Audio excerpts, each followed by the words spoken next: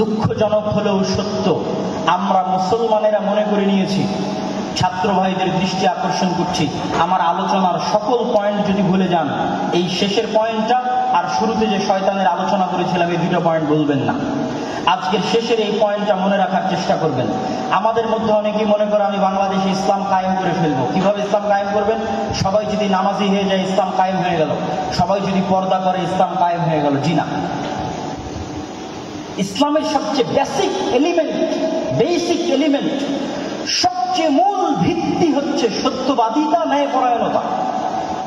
বাইতুল মুকাররমের মধ্যে নামাজি মানুষ মারামারি করতেছে, বাইতুল মুকাররমের মধ্যে যার দাড়ি আছে, টুপি আছে, পাঞ্জাবি আছে, সে মারামারি করতেছে। তার মানে কি?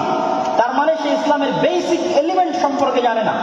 সে মনে করেছে ইসলাম মানে সালাত, সে মনে করেছে ইসলাম মানে হজ, সে মনে করেছে ইসলাম মানে পর্দা। কিন্তু ইসলাম মানে আগে ন্যায়পরায়ণতা, আগে সত্যবাদিতা। মুহাম্মদ সাল্লাল্লাহু আলাইহি ওয়াসাল্লাম সালাত শিখেছেন 40 বছর পরে, সূরা ফাতিহা শিখেছেন 40 বছর পরে, আর উনি জন্মগত সত্যবাদী এবং ন্যায়পরায়ণ।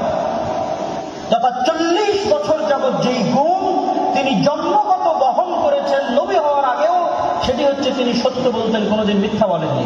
2, তিনি সৎ এবং ন্যায়পরায়ণ, কোনোদিন মানুষের প্রতি অন্যায় করেননি।